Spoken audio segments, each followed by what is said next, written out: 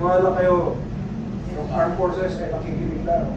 Nakikita pa rin ninyo kung nasa ng puso ng armed forces. Kung ano nangyayari dahil pareho lang siguro tayo nararamdaman natin ng epekto ng lahat ng corruption na ito. Negative siya sa lahat ng surveys na malalaki. Negative 3 sa isa, tapos negative 8 sa isa, tapos negative 27 sa isa. Anyway, sana Mindanao lalo kumanda. Sana mas maganda pa kay sa Luzon. Sana mas maganda pa sa Istanbul.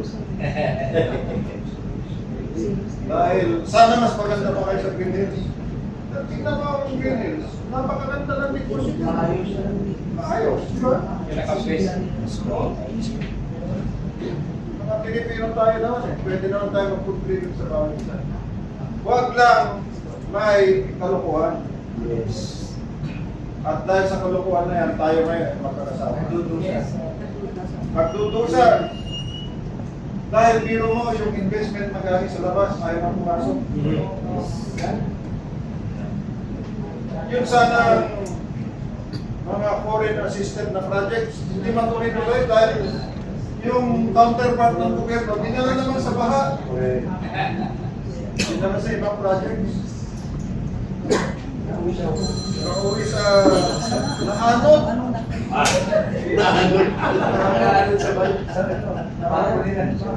Yung sana magaganda nating hospital o malasakit program para maayos ang ating health system. Nadala na rin. Yung PhilHealth, pinawasan. Ewan ko ba?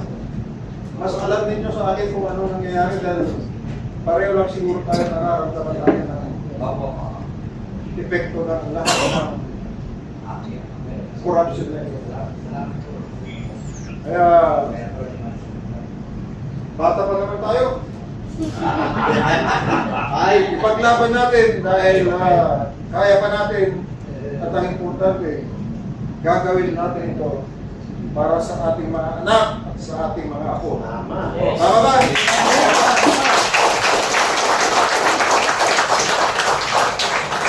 Kaya muli, kami nagpapasalamat in behalf of Congressman Mike, Grant Pokis, Secretary Pasco, Vic Rodriguez, at marami pang iba, Paras, na member ng Executive Committee natin.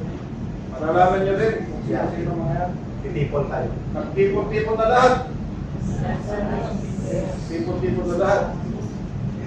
Napakarami nating abogado na matitino. Led by Atty. Jing Paras.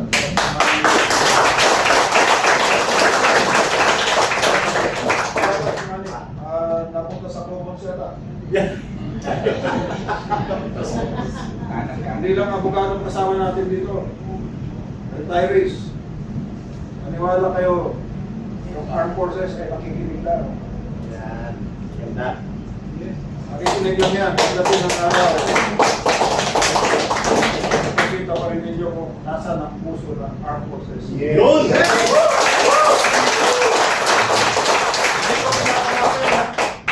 Hindi ko pinapangako yan, pero nararamdaman ko.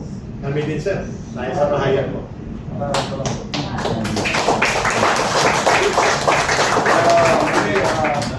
Maraming salamat sa inyong pagdating ngayon. Alam ko tayo ay mapupunta sa isang matinding labanan. Ngunit alam ko hindi kayo aatras. Yun! Alam ko din na mananalo tayo. Dahil tayo ang may kapwiran. Yes. At sa tulong ng buong may kapal, sana tayo ay magtalumpay. Inshallah. Yun! Masyado tayong ina-down, masyado tayong hinahapi at mahirap sila sa atin. Lalaban tayo dahil ang ating mga anak at mga apo. May mga apo na rin kayo, ang iba dito. ay kailangan merong magandang bukas. This is the worst president ever sa history ng Pilipinas. Nakikita na niya ang kanyang tatay. Nakikita na niya ang iba na nangurakot din. Nakausap pa rin. Ha? Nakausap pa rin. At hanggang ngayon, tuloy-tuloy pa rin sila sa pagnanakaw. Kapipirma lang niya ng 2026 budget. Kunwari, nagbito ng 92 billion sa program funds. Pero, baliwala yung bito na yon. Kasi ang program funds, hindi naman technically part ng budget talaga eh. Unconstitutional yan, sabi ni Congressman Jing Paras, Congressman Erice, and even Laila de Lima, at ang iba. At ng ibang justices ng Korte Suprema. So, pag pinito niya yun, baliwala yun eh. Kasi standby fund lang yun eh. Hindi naman yun program funds. Ang dapat pinito niya sana, yung item or items under program appropriations. So, tingnan niyo yung pagtataylo ni Marcos sa atin. Niloloko pa rin tayo. Niloko na tayo noong 2023 nung pinirma niya ang budget na walang bito. 2024 GAA, wala rin bito. 2025, pinirmahan niya, may bito, pero hindi naman sapat. Dahil nakalusot pa rin ang flood control projects, mga farm-to-market roads, at ibang mga maanumalyang proyekto pang-infrastruktura. So, makakaasa kayo, makakaasa lahat ng Pilipino na si Atty. Manny Luna na lumaban ng time ni President Duterte sa Mamura bilang Commissioner ng Presidential Anti-Corruption Commission ay iaalay pa rin ang kanyang serbisyo sa publiko para matanggal itong walang hiyang ito. Buhaya, pinakabuhaya sa lahat ng buhaya na ito. Nakikita na niya ang record ni Lolong. Mas malaki pa yata ito kay Lolong eh. Ha? Kansila na.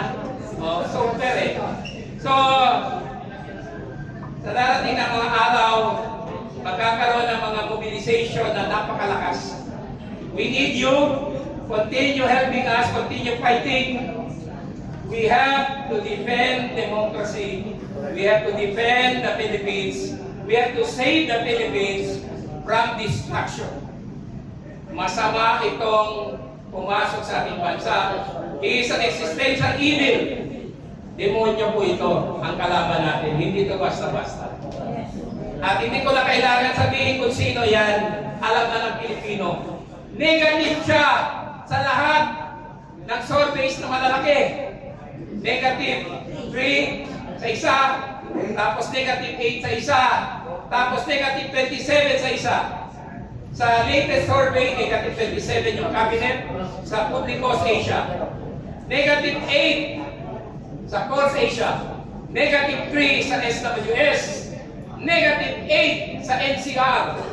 Negative sa Visayas. Negative sa Mindanao sa lahat ng surveys except Balance Luzon. Pero bumaba rin siya sa Balance Luzon na baililit niya. So, it goes to show that the boat is sinking. Tulungan po natin ating sarili. Labanan natin po itong Godzilla na ito.